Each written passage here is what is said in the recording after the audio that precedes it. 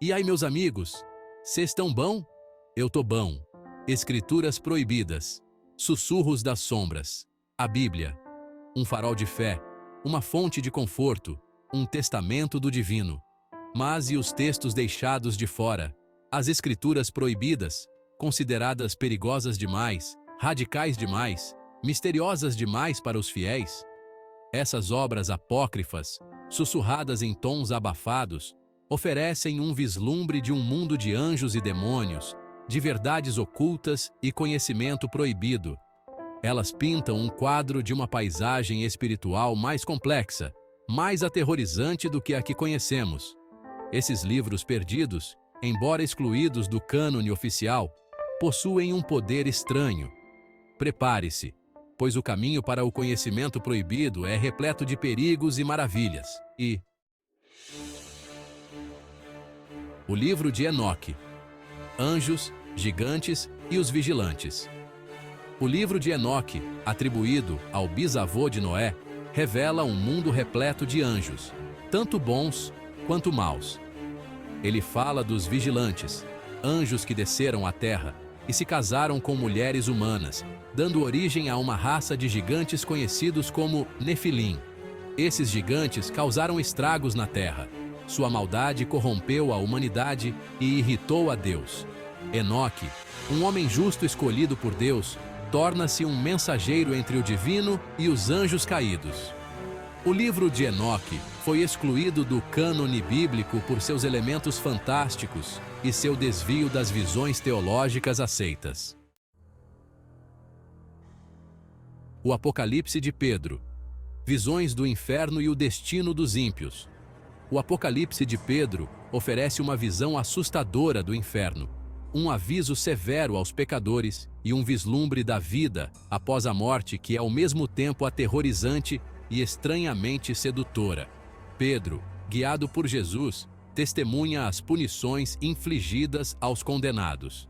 Ele vê assassinos se afogando em um lago de sangue, adúlteros suspensos sobre um abismo de fogo e blasfemadores pendurados por suas línguas. O Apocalipse de Pedro pinta um quadro de um Deus que não é apenas misericordioso, mas também aterrorizante em sua ira. O Evangelho de Judas. A redenção de um traidor. O Evangelho de Judas apresenta uma reinterpretação radical da relação entre Jesus e Judas Iscariotes. Ao contrário dos evangelhos canônicos, que retratam Judas como um traidor motivado pela ganância, este texto o coloca sob uma luz mais compreensiva. Aqui, Judas é o confidente mais próximo de Jesus, o único discípulo que realmente compreende sua verdadeira natureza e destino. De acordo com este evangelho, Jesus instrui Judas a traí-lo, sabendo que seu sacrifício é necessário para a salvação da humanidade. O Evangelho de Judas desafia as interpretações tradicionais de traição, sacrifício e redenção. O Apocalipse de Paulo, jornada, pelo céu e inferno. O Apocalipse de Paulo assume a forma de uma jornada visionária, com Paulo, guiado por um anjo, viajando pelos reinos do céu e do inferno.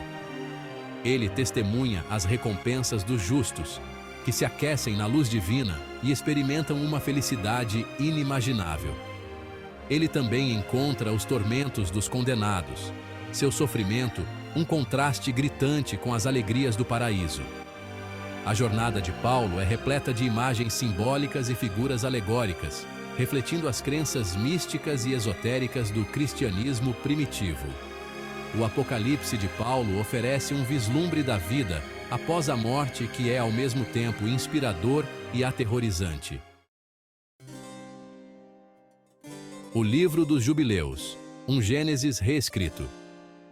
O Livro dos Jubileus apresenta uma versão alternativa do livro de Gênesis, expandindo a narrativa bíblica e oferecendo um relato mais detalhado dos eventos da criação a Moisés. Ele divide a história em períodos de 49 anos, ou jubileus, fornecendo uma estrutura cronológica para os eventos bíblicos. Este livro enfatiza as leis e alianças de Deus, retratando-as como eternas e imutáveis. O livro dos Jubileus serviu como um texto importante para certas seitas judaicas, moldando suas crenças e práticas. A atração pelo conhecimento proibido é uma força poderosa. Esses livros banidos, com suas histórias de anjos e demônios, suas visões do céu e do inferno, e suas interpretações alternativas das Escrituras, oferecem um vislumbre de um mundo além do aceito, do ortodoxo, do confortável. Eles nos desafiam a questionar o que acreditamos, a confrontar o desconhecido e a lidar com as complexidades da fé e da espiritualidade. O próprio ato de ler esses textos já foi considerado perigoso, uma ameaça à ordem estabelecida. No entanto, sua sobrevivência, muitas vezes de forma fragmentada e escondida em bibliotecas empoeiradas e cavernas antigas, é uma prova de seu poder duradouro. A exclusão desses livros do cânone bíblico não foi arbitrária. Os primeiros padres da Igreja tinham razões específicas para considerá-los inadequados para a inclusão nas escrituras oficiais. Essas razões variavam de preocupações sobre sua autenticidade e solidez teológica, a temores sobre seu potencial de enganar ou confundir os fiéis.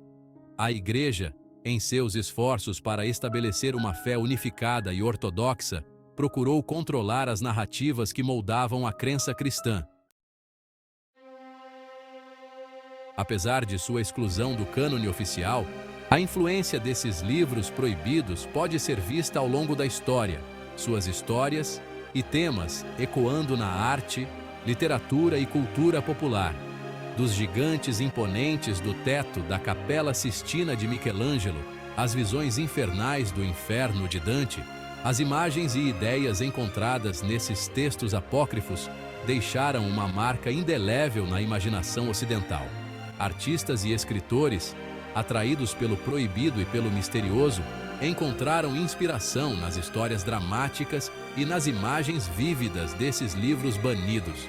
A influência desses textos pode ser vista nas obras de William Blake, John Milton e muitos outros que ousaram mergulhar no lado negro da espiritualidade.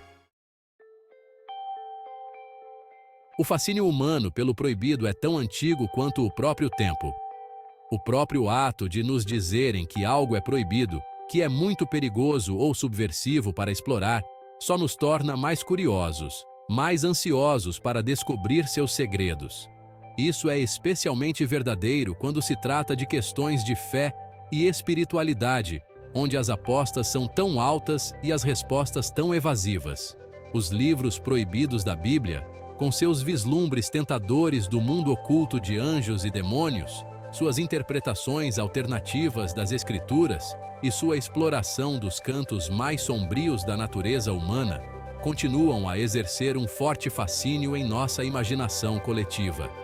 Eles nos lembram que sempre há mais na história, que a versão oficial nem sempre é a versão completa, e que a busca pela verdade é uma jornada contínua e muitas vezes perigosa. Os livros proibidos da Bíblia, embora excluídos do cânone oficial, continuam a exercer uma mão invisível sobre nossa cultura e crenças. Suas histórias, antes sussurradas em tons abafados, agora encontram nova vida na era digital. Seus textos facilmente acessíveis a qualquer pessoa com conexão à internet. Esses livros, com sua mistura de história, mitologia e exploração espiritual, oferecem uma janela única para o desenvolvimento do pensamento judaico e cristão. Eles nos lembram que a Bíblia, como a conhecemos, é o produto de séculos de debate, interpretação e, finalmente, escolha humana. Mas nunca se esqueçam, só existe um Deus. O Rei dos Reis, o Senhor dos Senhores, o Leão da tribo de Judá. Esse vídeo é uma homenagem a grandes pessoas, Solange Maria Borsato e Ivo Fernandes Glisente, com quem muito eu aprendi. Até a próxima, amigos!